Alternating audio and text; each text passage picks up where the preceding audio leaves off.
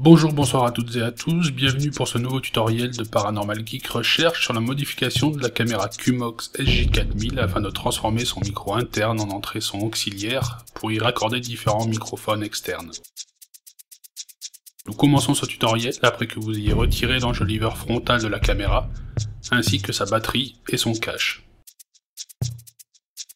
A l'aide d'une lame, décollez délicatement le protège-écran arrière de la caméra.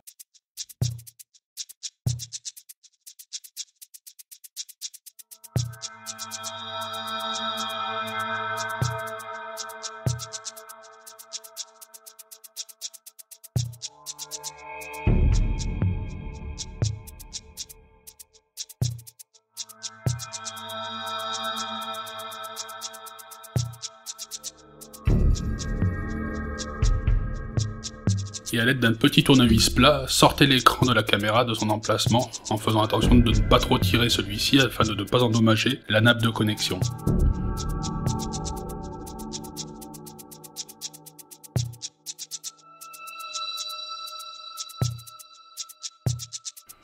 Retirez ensuite celle-ci en poussant vers le bas les deux petits boutons poussoirs de part et d'autre du slot afin de la libérer.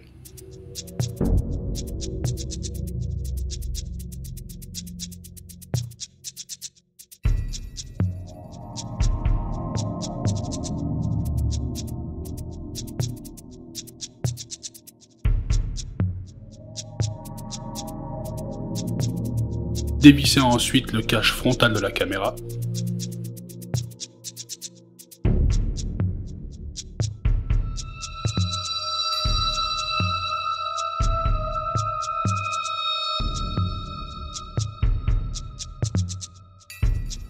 Et retirez-le.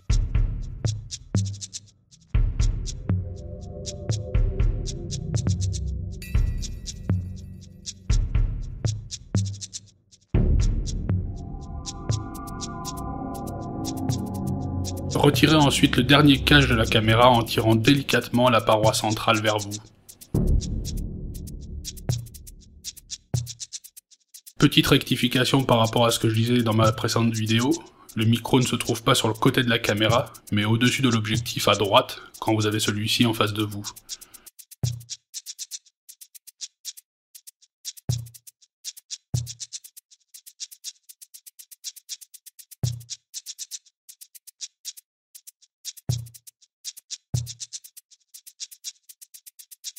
Placez ensuite ce qui reste de la caméra dans la pince crocodile d'un petit étau pour l'électronique, en faisant attention que cette pince ne serre pas à un endroit de la carte où il y aurait des soudures.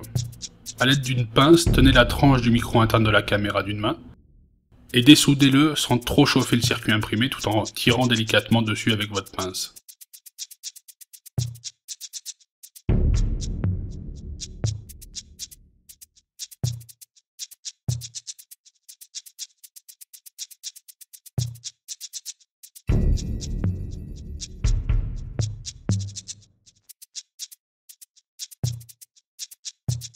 Dénudez ensuite deux fils électriques fins, pour ma part j'utilise une paire de fils de câble téléphonique, ils ont juste le bon diamètre pour repasser dans les trous de l'emplacement initial du micro.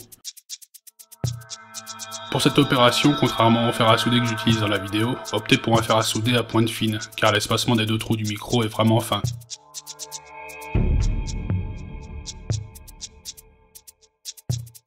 Veillez à ne pas faire de pont avec la soudure des deux fils, pour que les deux signaux transitant dans cette paire de fils ne se mélangent pas. A ce stade, si vous avez réussi à souder les deux fils à la carte et que vous n'avez pas fait de pont entre eux, vous pouvez considérer que vous avez réussi la modification de la caméra. En effet, il ne vous reste plus qu'à souder le jack audio femelle 3.5.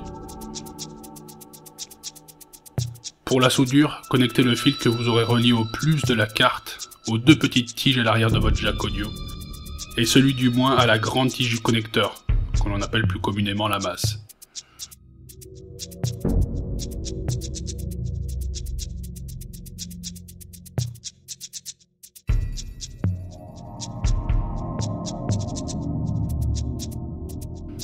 À ce ce moment-là, vous pouvez, en reconnectant l'écran de la caméra et en remplaçant la batterie, faire un test de votre entrée auxiliaire.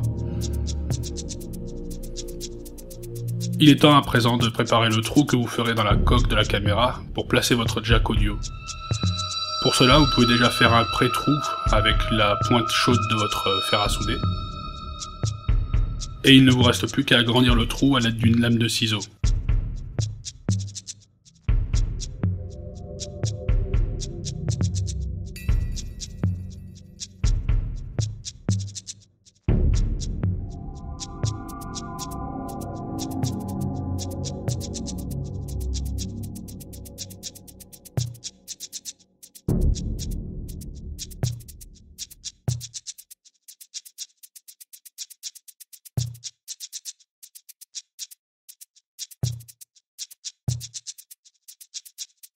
Placez ensuite le jack dans le trou.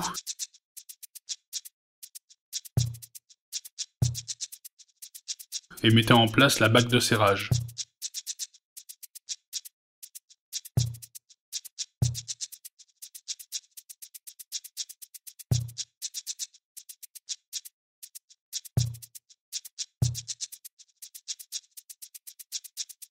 Replacez ensuite la caméra dans son boîtier en l'insérant du côté de la soudure.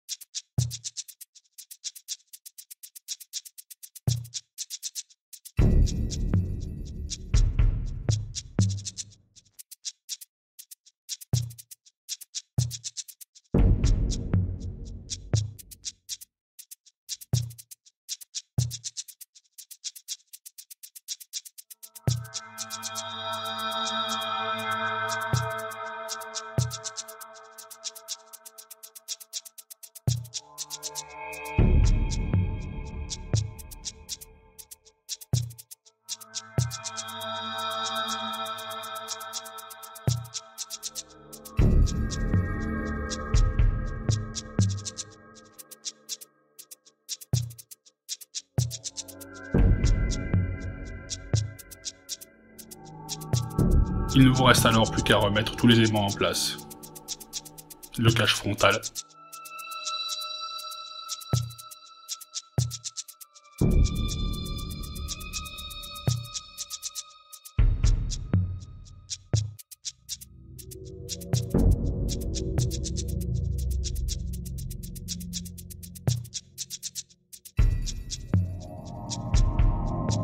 Les vis.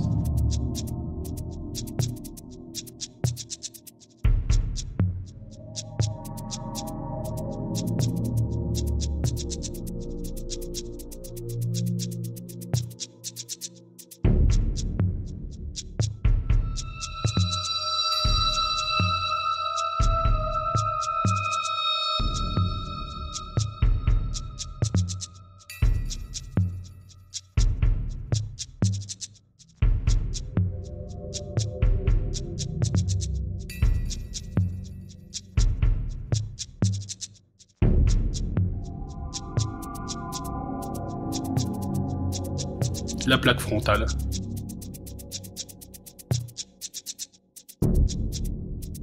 L'écran. La nappe.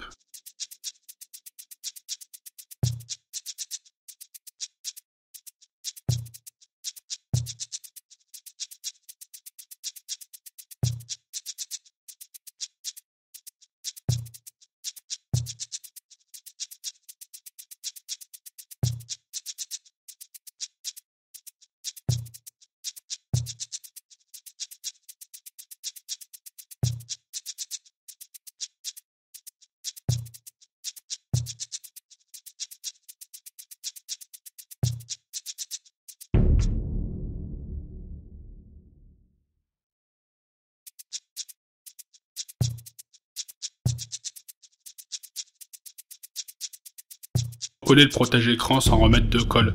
La colle présente à l'origine devrait vous permettre de bien recoller celui-ci.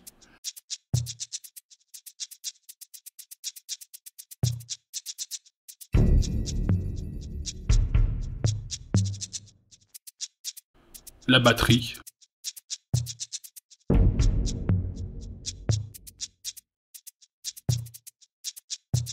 le cache batterie,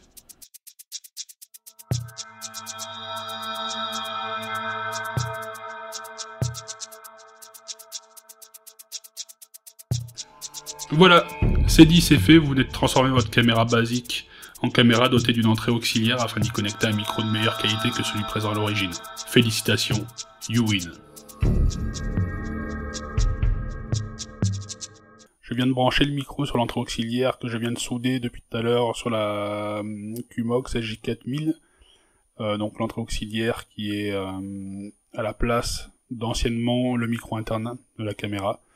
Nous pouvons voir que ce micro est un micro actif. Je pense qu'il vaut mieux opter pour un micro actif car le micro passif pourrait pomper pas mal de batterie de la Qmox et ainsi réduire la durée de vie de l'enregistrement. En tout cas, nous pouvons donc tester et voir que le micro fonctionne parfaitement. On a bien le petit bouton qui est allumé. J'avais quelques doutes sur les vidéos que j'ai vues sur YouTube avant qui m'ont permis de comprendre un peu mieux le circuit de la Qmox, car quasiment toutes les vidéos montrent comment poser le micro, mais il n'y en avait aucune qui montrait, comme je suis en train de vous le faire là, du moins j'en ai pas trouvé, le test final avec un micro actif branché sur cette entrée. Donc voilà, c'est fait. J'espère qu'en tout cas ce tuto va pas être trop difficile, c'est quand même destiné à, on va dire, un public qui s'y connaît déjà un minimum en soudure, car les soudures sont vraiment très fines. J'avais en plus qu'un gros fer à souder, donc c'était vraiment pas évident. Et puis des gros doigts boudinés aussi, donc ça le fait encore moins. Voilà, en tout cas j'espère que vous avez bien aimé ce tutoriel. Je vous dis à très bientôt pour un autre tutoriel. Et d'ici là, tchuss.